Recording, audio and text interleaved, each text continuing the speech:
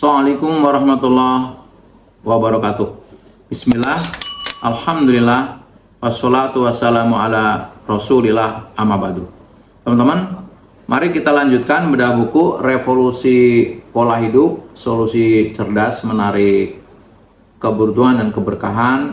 Dan alhamdulillah, hari ini kita sudah sampai di episode ke-14, yaitu merevolusi pola pikir keempat, berpikir produktif part 1.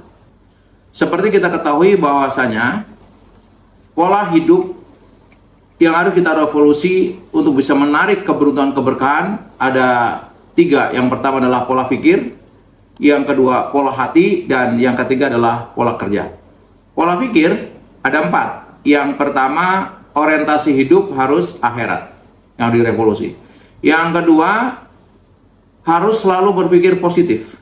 Yang ketiga, berpikir kreatif. Dan hari ini yang keempat, yaitu berpikir produktif.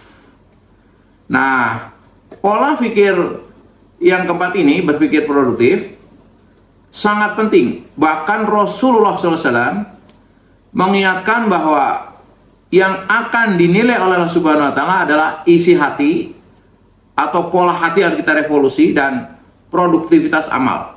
Nah, secara spesifik saya telah menulis mengenai produktivitas ini panjang lebar di buku saya yang kedua, yaitu buku Matematika Waktu. Tapi kali ini kita ambil sebagian saja untuk apa? Melengkapi merevolusi pola pikir yang kita sedang bicarakan, yaitu berpikir produktif. Menurut saya, produktivitas seseorang kuncinya adalah manajemen waktu. Ada 2 nikmat besar yang oleh manusia sering dilupakan yang disampaikan oleh Rasulullah SAW, yaitu nikmatani magbunun fihima katsiru minas asyiha wal faraq. Ada 2 kenikmatan yang banyak dilupakan oleh manusia, yaitu nikmat sehat dan waktu luang. Karena tidak menggunakan waktu luang sehingga hilang produktivitas amalnya. Ada perkataan indah dari Syekh Abdul Malik Al-Qasim dalam risalahnya Al-Waqtu Anfas La Ta'ud. Beliau menulis, waktu yang sedikit adalah harta berharga bagi seorang muslim di dunia ini. Waktu adalah nafas yang terbatas dan hari-hari yang dapat terhitung. Jika waktu yang sedikit, yang hanya sesaat atau beberapa jam bisa berubah kebaikan, maka ia sangat beruntung. Artinya kalau waktu yang sebentar ini digunakan dengan efektif, dengan produktif, dia beruntung. Sebaliknya, jika waktu yang sedikit ini disia-siakan dan dilalaikan, maka sungguh ia benar-benar merugi.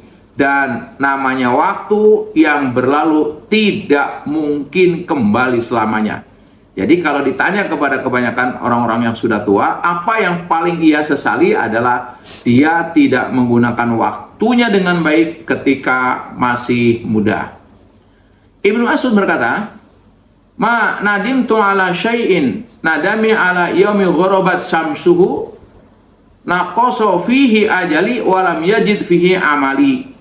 Kata beliau di buku ini, di buku Revolusi Pola Hidup halaman 104, tiada yang pernah ku sesali selain keadaan ketika matahari tenggelam, umurku berkurang namun amalku tidak bertambah. Bayangkan seorang sahabat Ibnu Mas'ud ketika matahari tenggelam, yang dibayangkan adalah betapa sedihnya dia ketika beliau merasa umurnya berkurang, tapi apakah amalnya bertambah? Sebagian kita menyanyiakan. Karena itu kita perlu berpikir bagaimana mengelola waktu sehingga hidup kita menjadi produktif. Kata orang Barat, waktu itu bebas, tetapi harganya tidak terbatas. Kita semua tidak bisa memilikinya. Kita hanya bisa menggunakannya. Kita tidak bisa menyimpannya, kita hanya bisa meluangkannya. Sekali kita kehilangan waktu, selamanya ia tak akan kembali. Jadi waktu ini luar biasa, kata orang barat ini, bahwasanya kita nggak bisa memiliki, hanya bisa menggunakan. Sayang sekali kalau Allah sudah memberikan waktu kepada kita dan kita tidak menggunakannya untuk hal-hal yang positif, tidak mempadatkan kegiatan dalam waktu yang Allah berikan, maka waktu akan hilang begitu saja. Seperti batu es lah kurang lebih. Jadi batu es kalau dibiarkan, digunakan, nggak digunakan, meleleh sampai habis dan tidak menghasilkan apa-apa. Nah, ini kenapa penting untuk bisa meraih keberuntungan dan keberkahan itu, kita harus mengolah pola pikir yang disebut pola pikir produktif.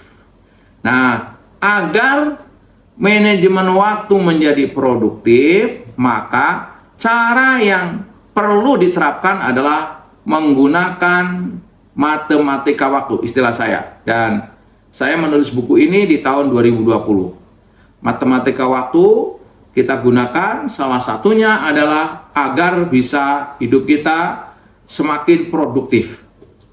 Matematika waktu sesungguhnya berangkat dari optimalisasi penerapan rumus matematika dasar ke dalam penggunaan waktu. Jadi ketika saya menulis buku matematika waktu, saya mengambil sebuah analog tentang optimalisasi penerapan rumus matematika dasar ke dalam penggunaan waktu sebetulnya.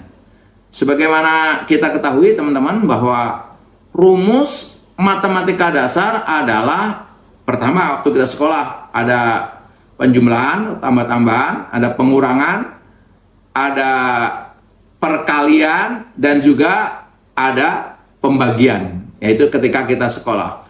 Namun kita berbeda, ketika kita bicara matematika waktu, maka yang pertama harus dikelola adalah pembagian. Kalau pembagian sudah selesai, baru penambahan. Penambahan sudah selesai, pengurangan. Baru terakhir adalah kali atau pelipat kali gandaan. Jadi memang agak sedikit berbeda waktu kita sekolah yang disebut matematika dasar dengan matematika waktu. Jadi bukan yang pertama kali tambah, kurang, kemudian kali bagi, tetapi di matematika waktu yang pertama kita harus mengasah keterampilan kita, bagaimana kita pandai membagi. Setelah pandai membagi, pandai tambahan. Tambahan selesai, baru rumus yang ketiga adalah pengurangan, baru yang keempat adalah kali, atau dalam istilah ini adalah melipat kali gandakan.